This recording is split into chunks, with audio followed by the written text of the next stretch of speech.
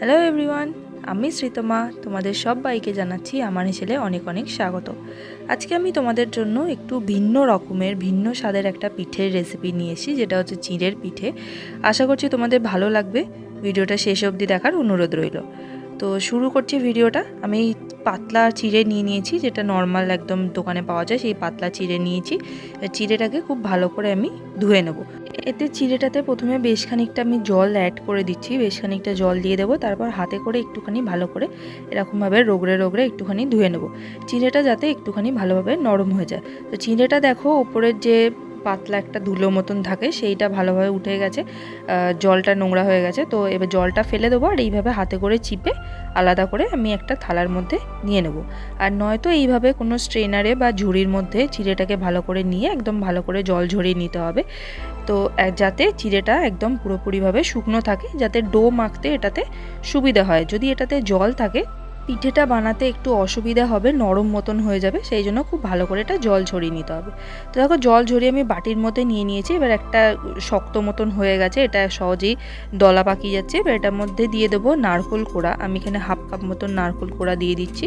নারকেল কোড়া দেবো, আর দেবো হচ্ছে চিনি। অবশ্যই তোমাদের স্বাদ অনুসারে চিনিটা অ্যাড করবে। আমি এখানে 5 থেকে 6 চামচ মতন চিনি দিচ্ছি, মোটামুটি হাফ কাপ মতন চিনি দিচ্ছি। নারকেলটা যদি খুব বেশি মিষ্টি হয় তাহলে চিনির পরিমাণটা একটুখানি বুঝে অ্যাড করতে হবে। তোমরা কিন্তু চিনির বদলে গুঁড়ো ব্যবহার করতে পারো, সেক্ষেত্রে কিন্তু পাটালি ব্যবহার করতে হবে, যাতে গুঁড়োতে কোনো রকমভাবেই জল না থাকে।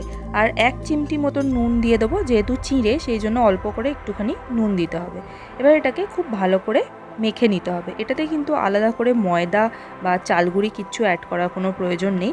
এটা একটুখানি সময় দিলেই জলটা ভালো করে চিঁড়েটা শুষে নেবে এবং একদম পুরো ময়দা মাখার ময়দার যেরকম ডো হয় সেই রকম ডো তৈরি হয়ে যাবে। তো দেখো হাতে করে আমি একটুখানি তোমাদের লেচি কেটে দেখিয়ে দিচ্ছি। এরকমভাবে হাতে করে একটু চাপ দিলেই এটা একদম পুরো একদম শেপ ধরে নেবে। তো এবার আমি হাতটা ভালো করে পরিষ্কার করে নিয়েছি। এবার হাতে একটু জল হাত করে নিয়ে একটুখানি জল মাখিয়ে নিয়ে এইভাবে এগুলি পিঠেগুলোকে বানিয়ে নিতে হবে। তোমরা তোমাদের পছন্দ মতন শেপ দিতে পারো। এটা আমি একটা সিলিন্ড্রিক্যাল শেপ দিয়ে দেখাচ্ছি, এরকম লম্বা মতন হাতে করে গোল করে এরকমভাবে শেপ দিয়ে দেবো। তোমাদের কাছে যদি বিভিন্ন রকমের কোনো মোল্ড থাকে, বিভিন্ন আকারের মোল্ড থাকে, তো সেই মোল্ড দিয়েও এটা তোমরা তৈরি করে নিতে পারো। তো এবার একটা আমি গোল বানিয়ে নিচ্ছি। এইভাবে প্রথমে হাতে করে নিয়ে একটুখানি হাতে করে রাউন্ড করে নেব, একদম গোল বলের মতন হয়ে যাবে। তারপর এটাকে একটুখানি চেপে দেবো, ওপর থেকে চ্যাপটা করে দেবো, আর সাইডটা একটুখানি সমান করে দেবো, যাতে কোনো রকম কোনো ফাটা না থাকে।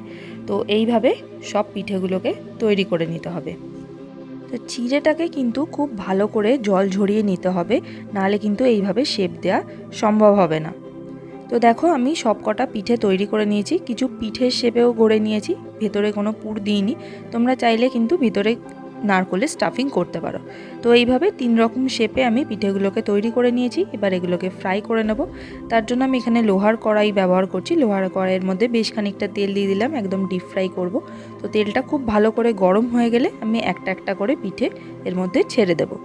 তো এটা একসাথে কিন্তু সব পিঠে দেওয়া যাবে না, এটা কিন্তু তেলের মধ্যে গিয়ে একটুখানি একে অপরের সাথে একটুখানি লেগে যাবে, সেটা নিয়ে কোনো চিন্তা করার কোনো কারণ নেই। এটা ভাজা হয়ে গেলে তারপরে এটা নিজে থেকেই আলাদা হয়ে যাবে।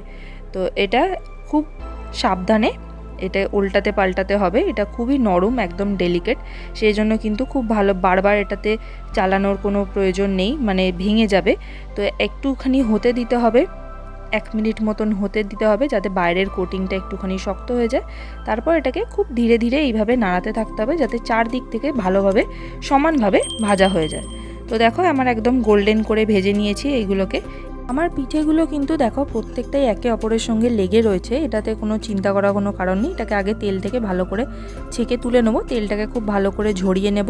তোমরা চাইলে টিস্যু পেপারের ওপরও এটাকে নিতে পারো, তেল থেকে ঝরিয়ে টিস্যু পেপারের ওপর তুলে নিতে পারো, এক্সট্রা তেলটা সোক করে নেবে। তো তেল থেকে প্রথমে খুব ভালো করে তেল ঝরিয়ে তুলে নেব, তারপর এটাকে একটা একটা করে আলাদা করে দেবো। তো এইভাবে আমি তৈরি করে নিলাম চিঁড়ের পিঠে। এটা বাইরে থেকে খুবই ক্রিস্পি এবং ভিতর থেকে একদম সফট, নরম, তুলতুলে, মুখে দিলেই মিলিয়ে যাবে।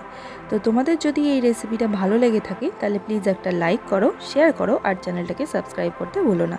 Thanks for watching. দেখা হচ্ছে আগামী রেসিপিতে।